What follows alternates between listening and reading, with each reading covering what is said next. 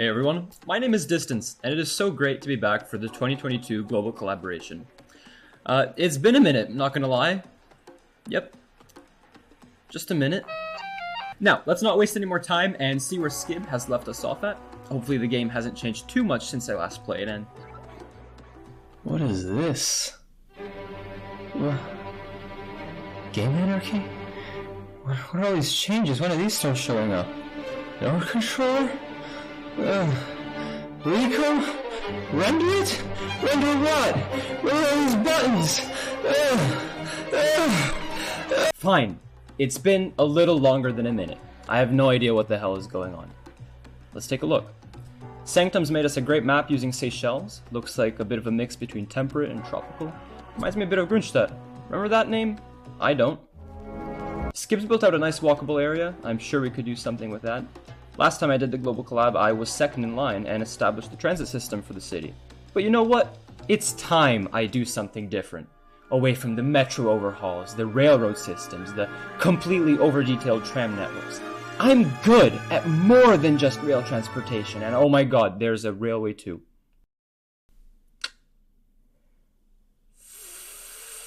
Okay, so jokes aside, I did want to do something actually different this time. In Grunstadt, I essentially only worked with flat terrain because it's just so much easier to build on. But since working on some projects with Paradox, I've actually gotten to love the organic sort of nature of following the shape of the terrain. Now here you can see me working against the shape of the terrain because I'm a little rascal and I don't follow no rules. One of the projects I recently worked on was the city you see in the trailer for Plazas and Promenades. I had a large area of the city that I built on a hill, but it was really spread out and pretty generic, so I thought a nice challenge would be to build a compact but very dense region on this little hillside here. But I'll be honest, I'm rusty as hell when it comes to recording my process. When I sped up the footage in post, I think I gave myself vertigo. And the thing is, I really don't have the luxury of taking my time with this build like I did in Grunstadt. I have shit to do, midterms to study for, assignments to complete. You think I have the time for multiple takes? You know what my problem in Grunstadt was? I cared too much.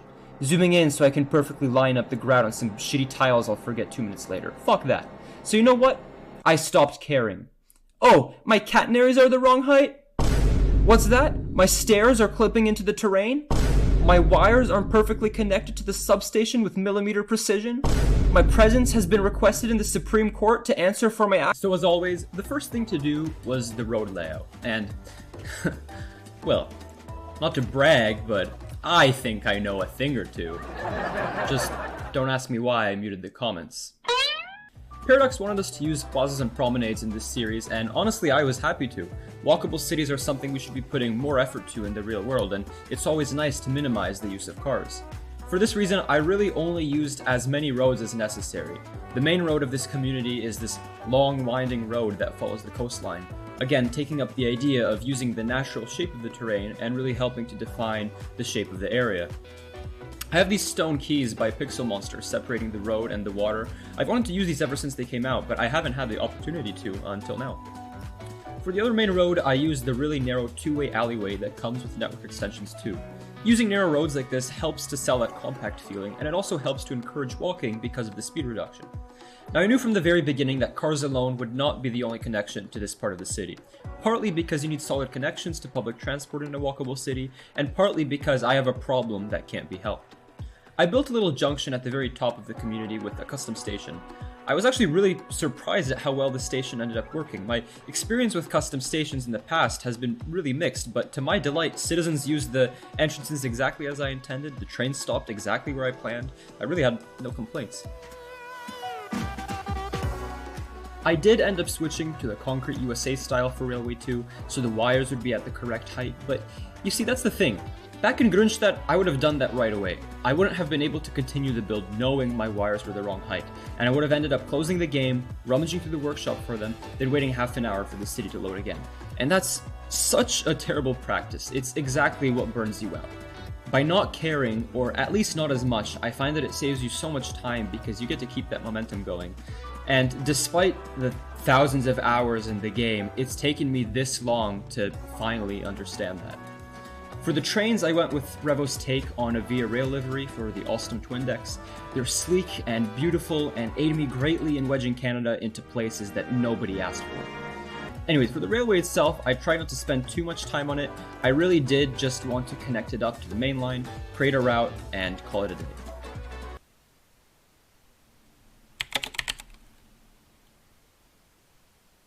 I spammed some weeds around the siding to make it look all overgrown, as well as some North American rail props, and then the last thing I did was also decorate the tunnel portal here in ivy. For some reason I had this particular image in my head of this railway being all overgrown and one with nature, and I think if I had more time, I probably could have captured that better, but I still like how it came out. Now, when I actually did get around to connecting back up to the main line, I used Network Multitool for the very first time. Holy shit. I'm blown away. I can't believe I don't have to sit around manually adjusting the junctions to be perfectly smooth anymore. It really is as simple as clicking a button now. And there are so many times in the past where a mod like this would have saved me hours at work, and I think it just really shows how much the modding community has matured over the years. It's like there's this new generation of mods now, particularly network-related tools like node controller, intersection marking tool, and network multi-tool that have a really high degree of functionality but are also very easy to use. I also used the multi-tool to create the highway connection between the district, the distanced district, distanced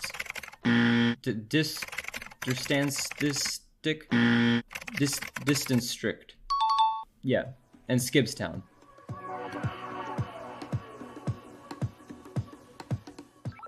Now, beyond the infrastructure itself, we have to actually populate this area, so I ended up going with a mix of modern row houses and condos, most of which were by Smileys.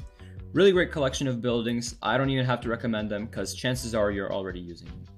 I didn't really have a particular strategy to placing these, I just plopped them in wherever they fit and didn't mess up the terrain too much. The nice thing about Smiley's condos is that they have a couple of mixed-use sets that are great at mixing in commercial with the rest of the bunch. I also placed down the main commercial buildings right across from the train station, making sure that we're taking advantage of that foot traffic.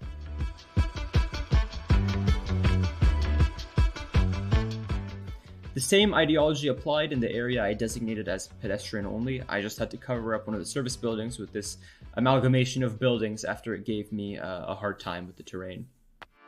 For other parts of the community, retaining walls were very handy in managing the terrain height differences. I used a mix of Ronix's retaining walls as well as Ryuichi's. Now these can be pretty finicky, so the trick with these is to spend some time with Move It adjusting them, then give up and cover the seams with some trees.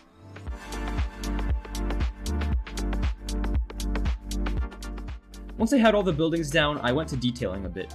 There's this area near the station I converted into a small concourse, taking advantage of the elevation change with the staircase, plus some little planters and benches for people to sit on. I definitely did not spend as much time detailing as I did the last global collab, but I still took the time to give this station some love considering how highly used it turned out to be.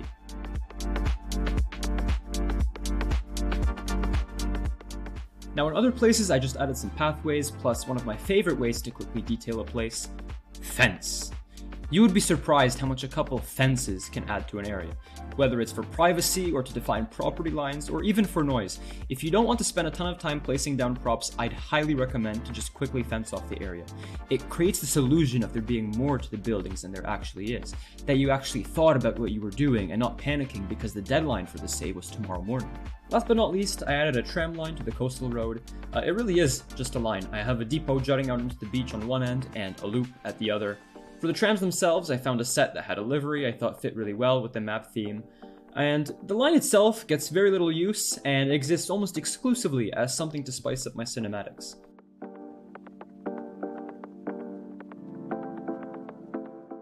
I wanted to give the stops some life as well, so while I didn't go so much as to spend half my allotted time creating digital signs for each stop, I did quickly create a simple road marking template that I pasted around.